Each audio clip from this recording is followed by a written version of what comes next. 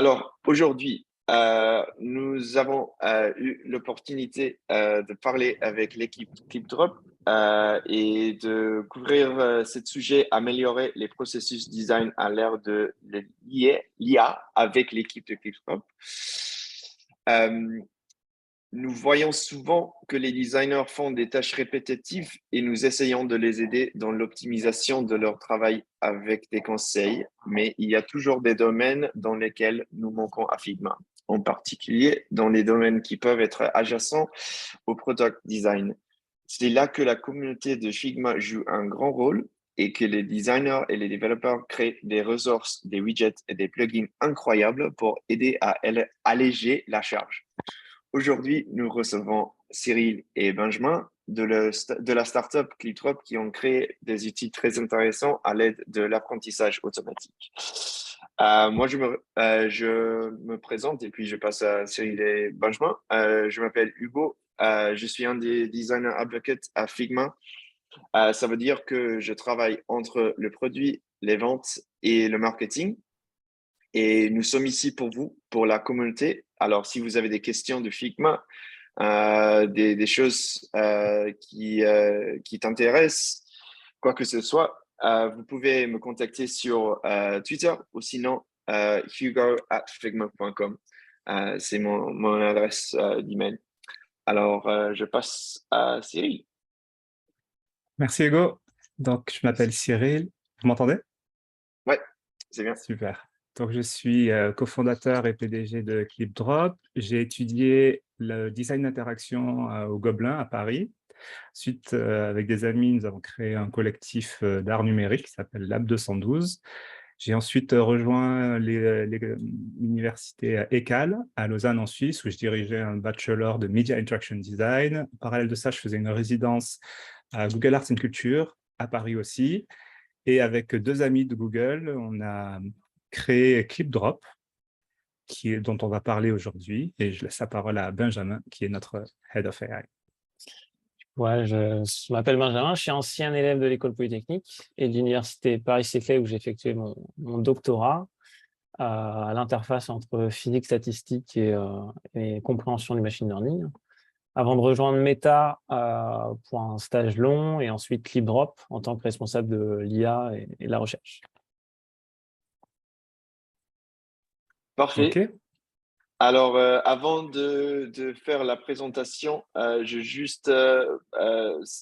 avons une section de ressources comme vous voyez. Alors, on peut passer par ici et copier des liens. Je peux copier cette fichier de FigJam et envoyer aux participants après aussi. Mais juste, si vous voulez savoir encore des plugins, on peut passer par cette section aussi. Et aussi, je répète que si vous avez des questions, si vous pouvez les mettre ici et on peut les faire à la fin de la session après la présentation. Et maintenant, je passe à Cyril et Benjamin pour partager leur écran. Super. Allez, je partage mon écran. Hop. Ça marche. Slideshow, c'est tout bon. Super. Ouais. Merci. Donc, peut-être en introduction, je peux très rapidement parler de ce papier séminal, je pense, de Sean Carter et Michael Nielsen, Using Artificial Intelligence to Augment Human Intelligence, que je vais rajouter tout de suite après le talk dans la section link de FigJam, qui prend une série d'exemples pour démontrer comme l'utilisation de machine learning dans la création d'outils permet de déplacer les unités qui sont utilisées dans le process de création. Donc, par exemple, on voit à gauche le slider Smiling qui utilise comme abstraction, comme unité de changement, la quantité de sourires plutôt que quelque chose qu'on aurait l'habitude de manipuler dans un logiciel un petit peu plus bas niveau, qui serait par exemple devoir dessiner chaque pixel un par un. Et Sean Carter et Michael Nixon arguent le fait que l'utilisation du machine learning permet de plus en plus de manipuler des abstractions de plus en plus haut niveau et donc d'être en interaction plus naturelle avec la matière que l'on essaie de manipuler. Et c'est un concept qui nous inspire énormément. Une autre façon de voir, de réfléchir à cette idée, c'est la voiture autonome, puisque ça, c'est un concept qui est très bien répandu, l'idée que les voitures sont sur un chemin maintenant d'autonomie grandissante, où la première voiture était à niveau 0, elle n'est pas du tout d'autonomie, tout était très manuel, et au fur et à mesure, on intègre de la technologie dans ces voitures et elles deviennent de plus en plus autonomes. Et il y a un système d'échelle qui est très répandu, qui place l'autonomie complète au niveau 5, avec une série d'étapes. Et on estime aujourd'hui que la plupart des voitures sont entre niveau 2 et niveau peut-être 3 en bêta, on va dire. Et je pense que ça, c'est une façon assez intéressante de poser le problème en essayant de l'appliquer à d'autres domaines en dehors de la voiture. Mais typiquement, aujourd'hui, on est là pour parler de design. Donc, qu'est-ce que ça veut dire? Un outil de design. Alors, les premiers, on peut facilement imaginer qu'ils étaient le niveau 0, on bougeait chaque pixel un par un, il fallait tout dessiner dans Paint. Puis, au fur et à mesure, on a ajouté des niveaux d'abstraction, au fur et à mesure que la technologie s'améliorait. Et qu'est-ce que ça représenterait, un outil de design automatisé au niveau 5? Alors, peut-être, sans aller jusqu'au niveau 5, déjà au niveau 2, au niveau 3, au niveau 4. Et alors, c'est exactement la question qu'on se pose à ClipDrop. L'outil et les technologies que l'on développe essaient d'accompagner et de faciliter au maximum le design de process pour qu'un créateur qui ait besoin de créer l'image qu'on voit à droite puisse le faire avec le moins de douleur possible, en passant donc de l'image de gauche à l'image de droite, avec idéalement le moins d'étapes possible. Et c'est ce qu'on fait avec ClipDrop. La première version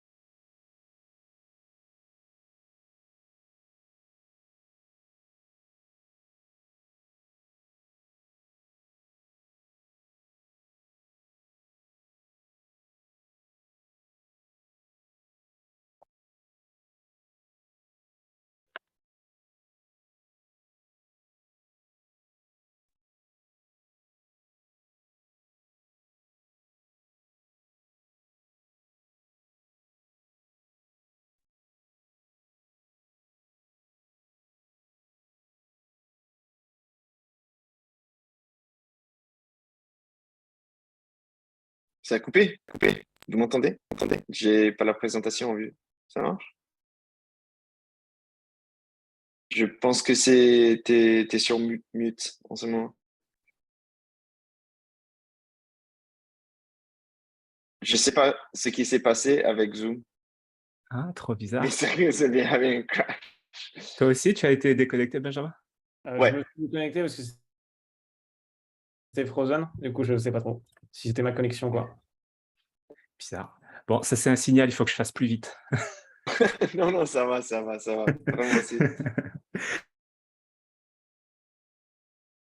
je sais pas si ce qui, je sais, tout le monde est toujours ici, alors on pense que ça ira. C'est bien.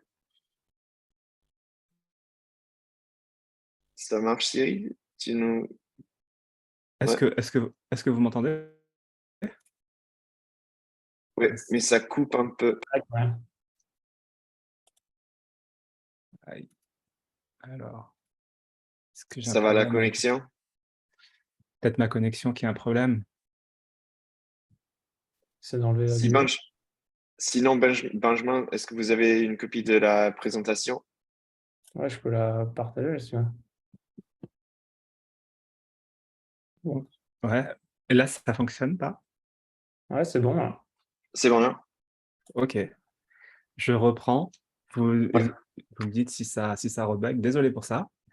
Mais, et donc, clac, comme ça. voilà, hop, on n'a rien Hop. vu.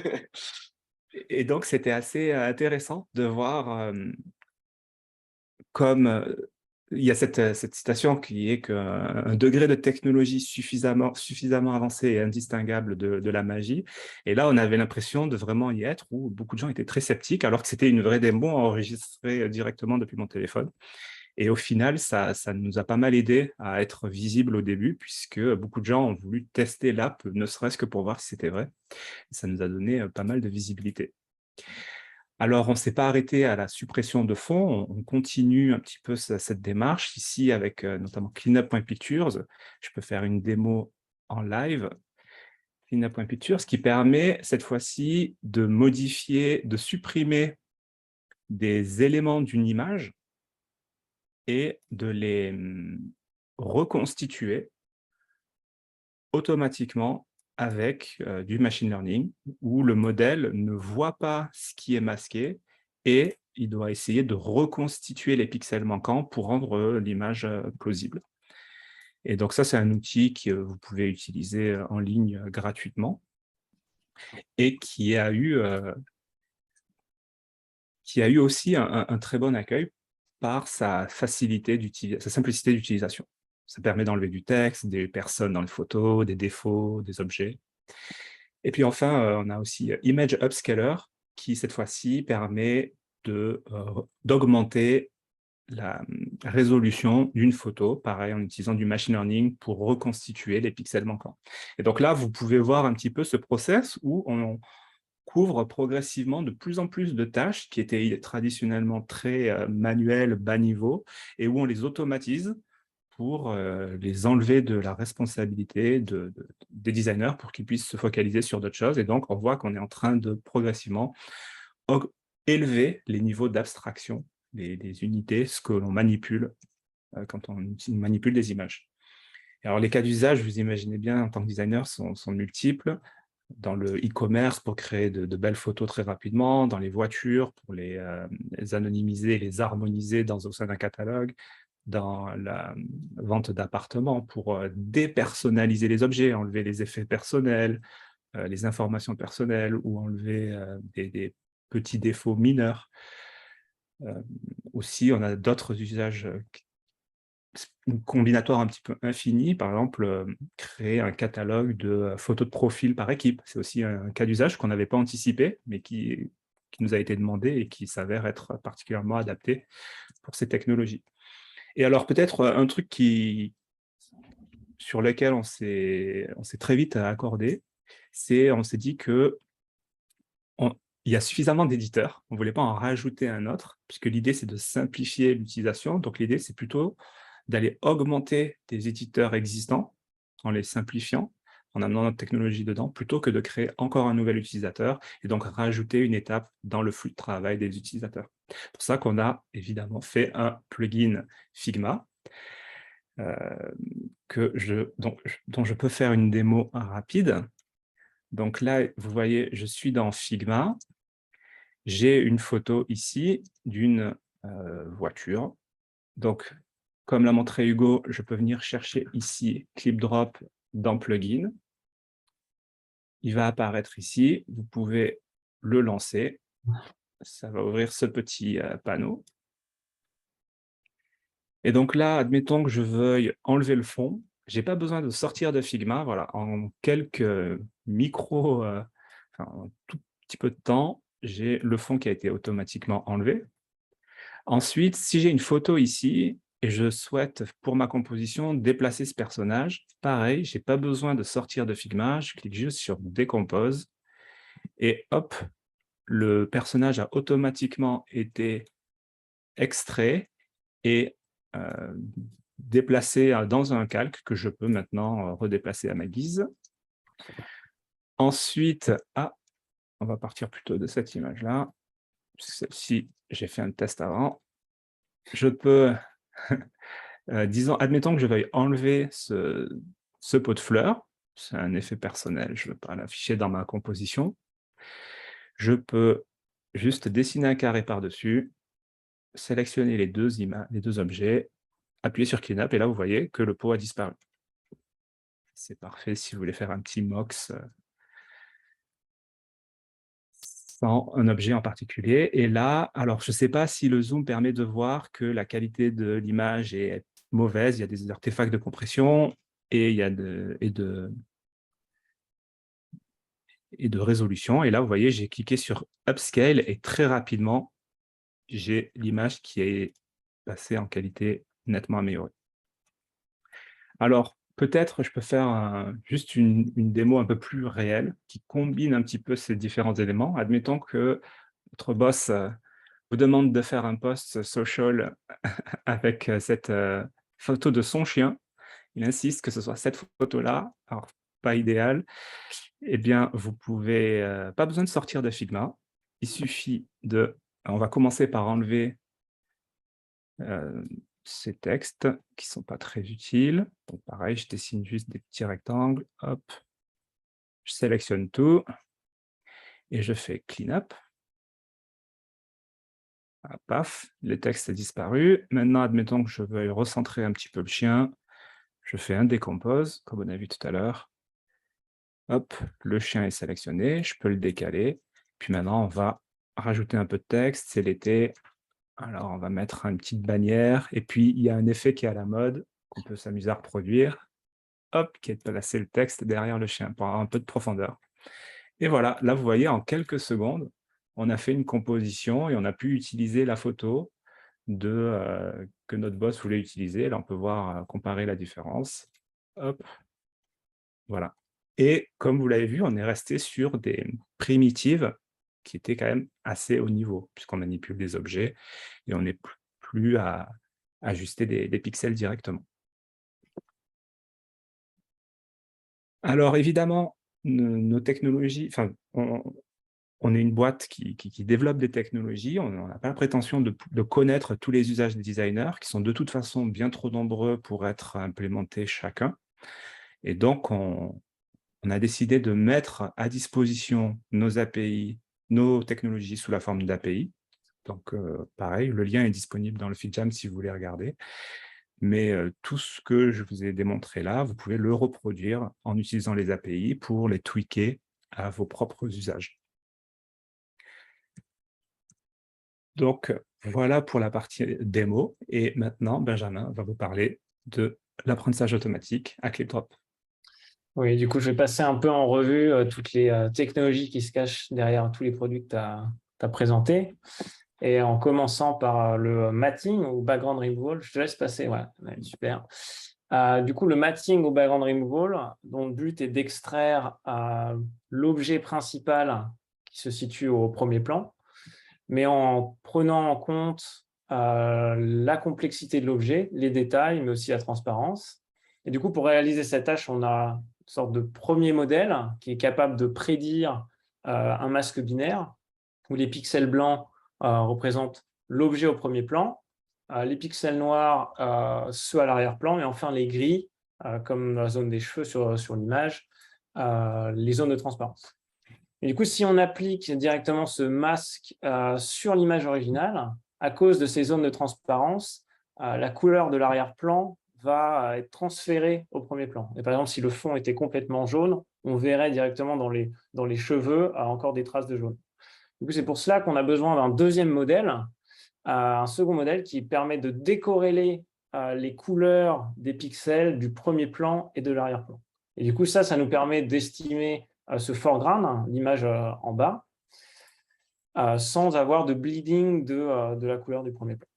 Et du coup, maintenant, en appliquant ce premier masque sur ce foreground, on obtient le résultat à droite, le mate, où là, on voit qu'il ne reste plus le bleu du lac derrière ou le bleu du ciel dans les cheveux. Et du coup, pour aller un peu plus dans les détails, je vais juste une phrase plus, quoi, disons. Du coup, ces deux modèles sont typiquement des réseaux de neurones profonds du type encodeur-décodeur classique avec des skip connections et qui sont constitués, les encodeurs et décodeurs, de blocs de convolution et qui se composent de plusieurs dizaines de millions de paramètres. Et du coup, l'ingrédient principal qui permet d'entraîner ces larges modèles, c'est principalement le dataset. Et du coup, ce dataset, il se compose d'annotations, c'est-à-dire de paires d'images et de masques binaires, qui sont collectés en interne, par voie externe, ou constitués de datasets open source. Mais comme il est très difficile de les obtenir, ces données, très compliqué de les annoter, et afin de démultiplier le nombre d'images dans nos training sets, on utilise également des outils d'animation 3D qui permettent de générer des données synthétiques et qui sont toujours plus réalistes et qu'on peut générer très rapidement et à faible coût. Et du coup, une fois qu'on a collecté tous ces training sets et qu'on a lancé le premier cycle d'entraînement, on a mis en place une data flywheel qui permet de prendre en compte les feedbacks utilisateurs afin de créer un cercle vertueux entre les utilisateurs et les modèles, afin d'améliorer la qualité des modèles et s'adapter à l'usage des utilisateurs. Next. Et c'est ainsi que ce pipeline de données et notre architecture de matching nous ont permis de devenir un leader en termes de background removal sur la distribution de données ClipDrop qui comporte des images de produits complexes et prises dans des conditions souvent très compliquées. Comme on peut voir là, le modèle est capable sur un fond, là, la personne a quand même fait un peu attention à essayer de mettre un fond un peu studio, mais on est capable de discerner tous les trous sur ces objets complexes. Et du coup, ce background removal permet de conserver le premier plan de l'image d'origine, mais du coup, naturellement, l'idée, c'est d'effectuer la tâche inverse, et du coup, c'est exactement lean painting, si tu veux passer, Cyril. Du coup, qui à l'inverse, au lieu de se concentrer sur l'objet principal, là, on veut faire disparaître des objets principaux. Et du coup, de la même manière, afin d'entraîner ce genre de modèle, du coup, ici, comme tout à l'heure, c'est un modèle d'image to image. Dans ce cas-là, le dataset est bien plus facile à créer, car il suffit de prendre des images, plein d'images de haute résolution, et de générer des masques réalistes, mais de façon aléatoire, et ensuite de donner cet input au modèle, et de forcer le modèle pendant l'entraînement à recréer un fond à la place de ces objets manquants. Du coup, dans ce cas-là, le dataset est facile à créer, et on peut l'entraîner sur des millions d'images, et du coup, ça nous donne accès à un modèle qui est très performant, mais très lourd. Du coup, c'est un gros avantage de notre architecture qui est basée sur le cloud, qui nous permet de déployer ce genre de modèle coûteux en ressources, mais ultra performant. Et ce qui, par exemple, nous permet de nous démarquer en termes de qualité si on compare le résultat de notre technologie à un résultat obtenu par un outil de retouche photo comme Photoshop, où là, sur cet exemple, la différence est flagrante. Et donc, naturellement, après avoir développé ces briques élémentaires, l'idée, c'est de les composer autant que possible pour en faire un outil encore plus complexe et qui est capable de gérer des tâches bien plus complexes. Et du coup, c'est l'outil Decompose qui est accessible dans le plugin Figma, qui combine le background removal, qui permet de segmenter l'objet principal avec précision. Ce masque, ensuite, est alors dilaté. On donne un peu plus d'informations au modèle d'in-painting pour qu'il y ait l'information quand même sur le background.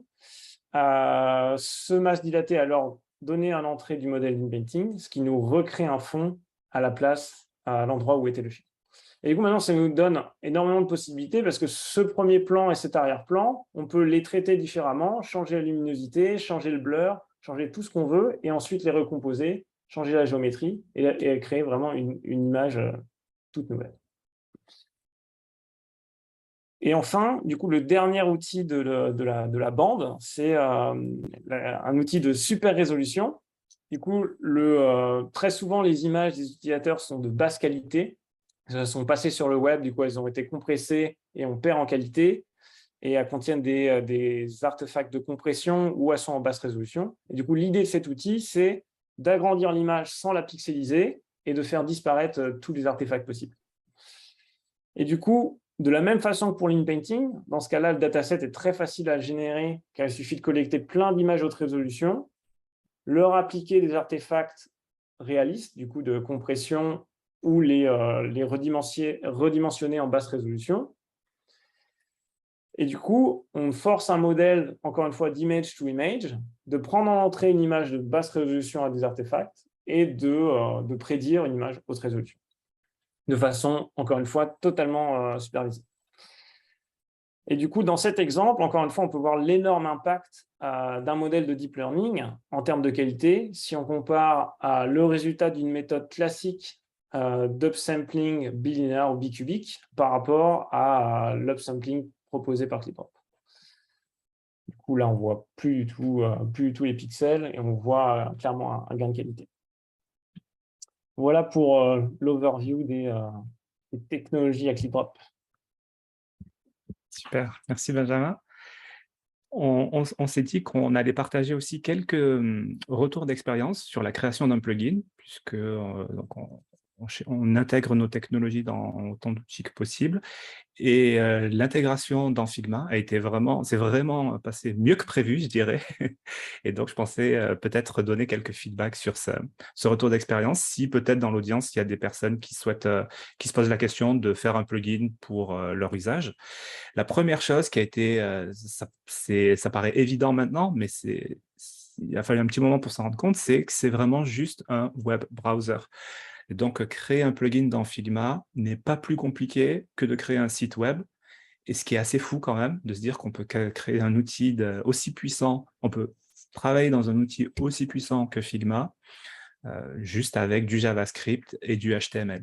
Et c'est vraiment le cas, il n'y a pas de couche intermédiaire complexe, il y a un SDK qui est très simple et qui est très ancré dans les techno-web.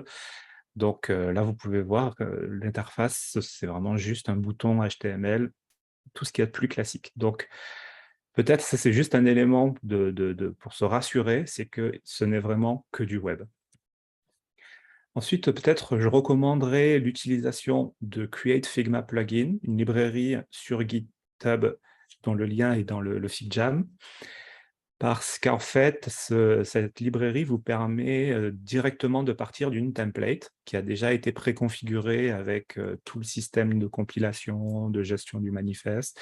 Donc, toute la partie un peu mise en place, qui peut prendre du temps, se retrouve complètement automatisée avec cette librairie. Donc, je la recommande vraiment, on l'a utilisée et je la réutiliserai.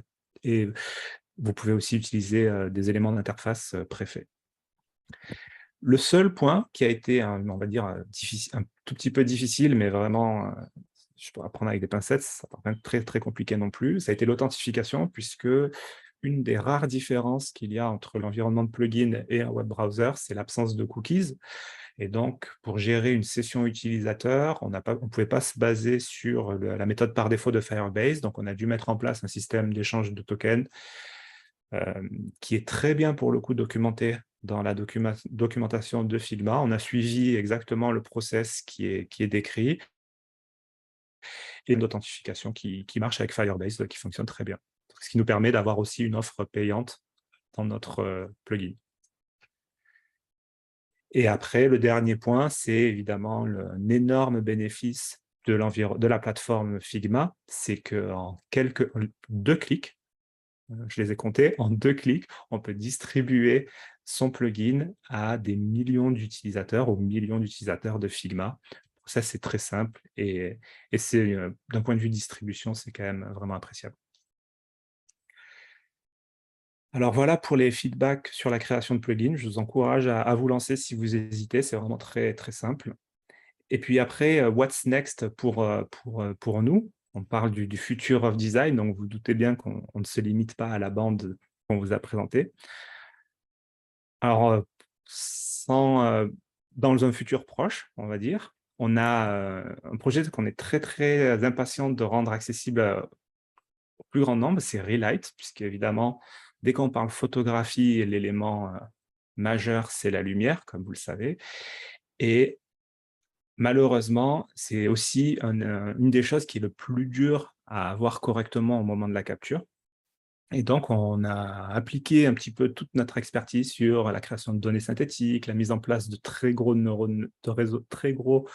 réseaux de neurones entraînés sur de très larges corpus d'images pour créer ce qui nous semble être la première et en tout cas la meilleure solution pour rééclairer de façon très réaliste des images naturelles.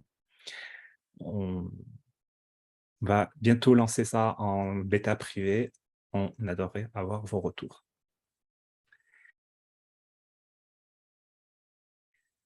Et voilà, merci de votre attention. Je crois qu'on a un petit peu de temps pour des questions. Et donc, ravi de continuer la conversation.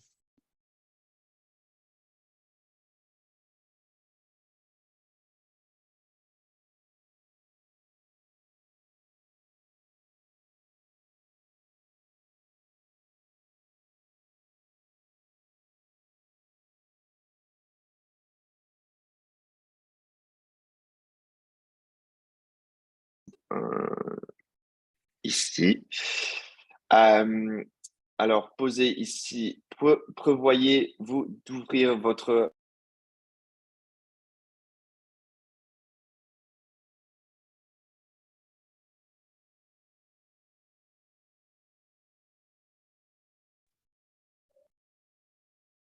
Cyril? Ah, c'est là.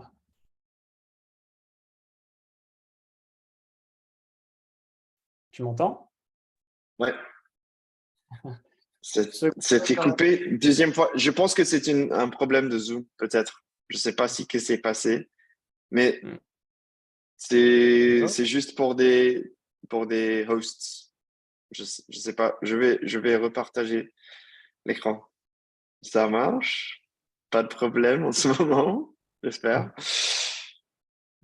OK, c'est bien. Ouais, ouais, ça marche là, hein. Alors, ouais, je recommence avec la question qui était posée ici. Ouais, c'est bon. Prévoyez-vous d'ouvrir votre API dans ce moment? Alors, c'est déjà le cas. Nous avons C'est déjà une déjà le cas, API ouais. qui est une API publique. Il y a le lien juste au-dessous dans le fil jam, ou plutôt à droite, voilà. C'est ce lien-là, exactement. Cette partie-ci. Feedback utilisateur dataset. Est-ce que un feedback like, not like, ou y a-t-il plus de granularité pour comprendre la satisfaction, les frictions? Comment la valeur de ce feedback utilisateur est-il utilisé pour améliorer le dataset? Alors, je pense que c'est pour Benjamin, ouais. Ouais, nana. Où y a-t-il plus de granularité? Alors pour l'instant, pour l'instant, oui, le like not like, il est en effet, on y a pensé, mais on ne le trouvait pas du tout assez précis. Du coup, on a créé des feedbacks. En fait, il y a deux niveaux. Il y a un niveau like not like.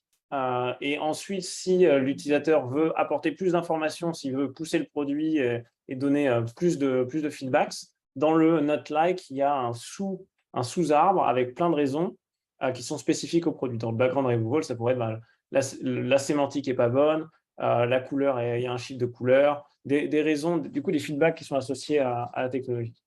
Du coup, ça répond à la première question. Et du coup, pour la deuxième, du coup, là, clairement, le premier, quand on est sûr, du coup, chaque image va être classifiée oui, non par l'utilisateur. Et ensuite, chaque partie valide, les données valides vont être réutilisées dans l'entraînement après vérification et les non valides vont être réannotées. Alors, on ne va pas toutes les utiliser, mais elles vont être filtrées de façon à prendre les cas d'usage qui ont été qui ont échoué. Ça ne sert à rien d'en mettre 50 du même exemple. Du coup, c'est pour ça qu'on veut filtrer, prendre que des données utiles et différentes. Et du coup, vont être réannotées par un humain et ensuite réintégrées dans le cycle d'entraînement de telle façon que si on réessaye plus tard, ce cas-là n'échouera plus. Comme le monde des images est un univers Ouais, de haute dimension, on n'est pas capable de gérer tous les cas tout le temps. Et du coup, c'est pour ça qu'on a besoin de cette boucle de rétroaction pour améliorer les modèles. parfait. On a cette question un peu comme NVIDIA Canvas prévoyez-vous d'ajouter du contenu au sein de ClipDrop avec une sorte de pinceau, par exemple? Ouais, c'est une très bonne question et clairement, on suit de près tout ce qui se passe côté génération avec les modèles de diffusion notamment, Ouais. NVIDIA Canvas, Gogan, et on pense qu'il y a énormément, ça va amener énormément de choses pour la création visuelle. Donc oui, on regarde ce qui se passe au niveau de technologie, mais on n'a pas d'annonce à faire encore. Très bien. Prochaine question. Quel est votre processus pour l'annotation? Ça change. Pardon, Clémence. Externaliser le temps que cela prend, la précision, justesse de l'annotation. Alors, grosse question. Alors, au tout début de ClipDrop, c'était fait en interne. Cyril avait créé un tool d'annotation qui ressemble un peu aux outils d'annotation qu'on a dans l'éditeur de ClipDrop maintenant, où on avait un masque, une première estimation du masque. Le masque n'était pas correct, du coup, on pouvait l'éditer à la main, changer, ajouter ou enlever les pixels. Mais du coup, cette approche ne scale pas du tout. Du coup, on est obligé d'externaliser ces annotations auprès de gens qui sont compétents et qui connaissent du coup les outils de retouche photo comme Photoshop. Globalement, ça c'est sous Photoshop. Ça prend du temps, du coup, pour répondre à la question. Et par contre, on met un point d'orgue à ce que la notation soit de bonne qualité. Donc, on préfère que l'annotateur prenne du temps, mais que soit de bonne qualité. C'est ce qui compte pour le modèle. Il vaut mieux avoir peu de données, mais de très bonne qualité, que beaucoup de basse qualité. Et ça, Et c'est c'était le vrai que problème avec beaucoup des autres, avec des autres plugins. Pardon, Cyril. ouais, non, c'est juste. Et c'est vrai que la justesse de la notation, c'est un Ouais. gros problème et que ça nous a demandé de mettre en place ensuite cette pipeline de vérification pour réannoter. On a essayé aussi des systèmes pour noter où un annoteur note l'autre. Enfin, et ça reste un sujet en développement, de mesurer la précision de la notation, parce que comme Benjamin l'a dit, avoir des données très précises en input du modèle est absolument critique. Il y a juste un peu de très, très beau boulot. Merci. Et est-ce que la présentation sera disponible sur Figma ou FigJam?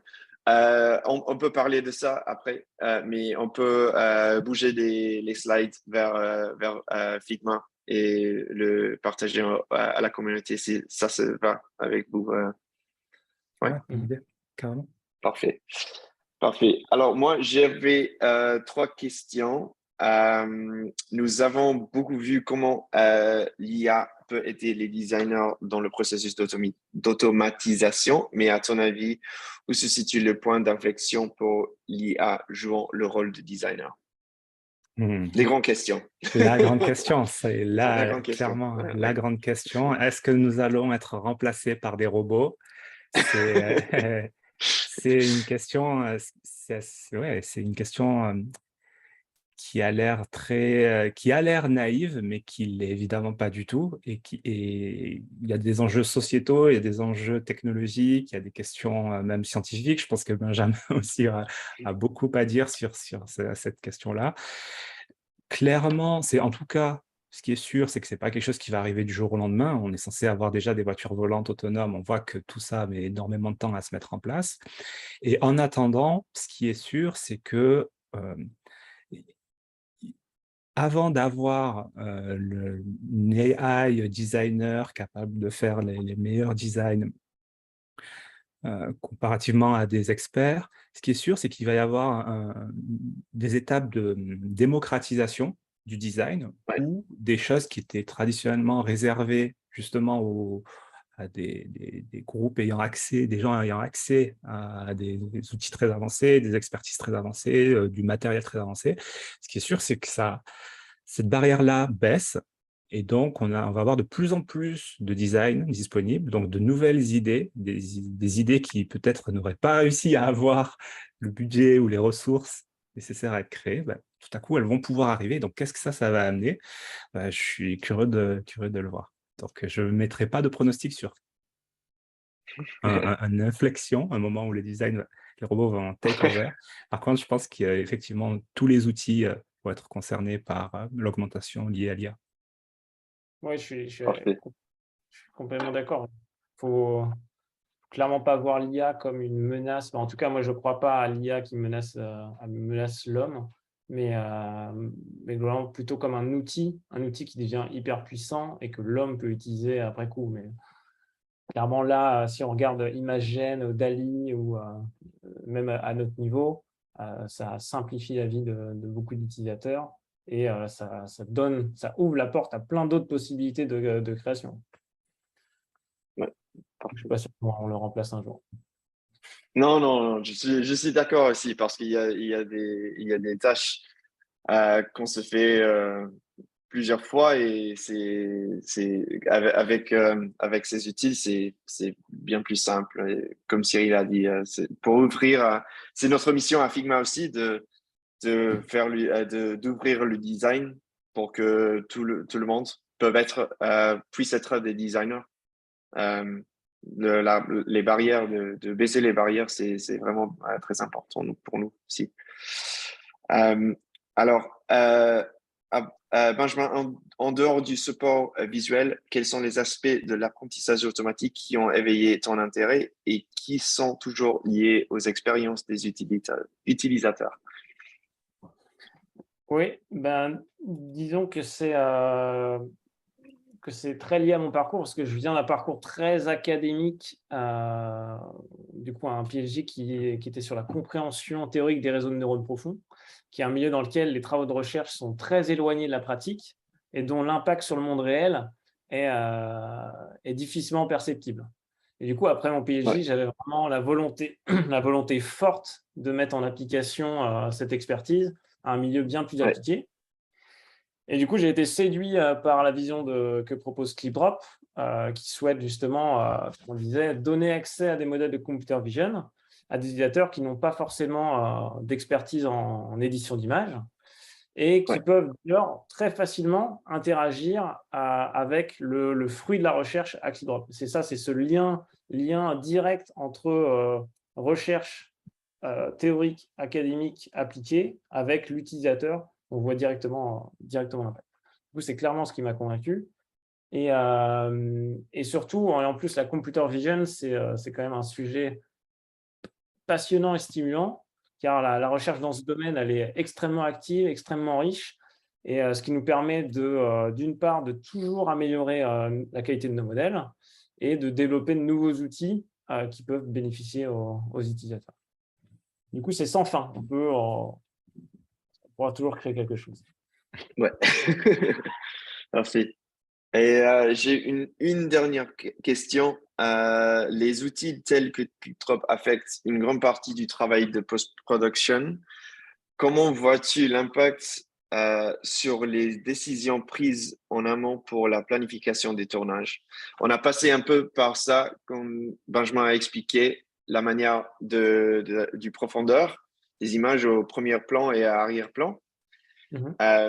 Et on voit ça aussi dans des photos et l'augmentation de l'IA avec des caméras d'iPhone, etc.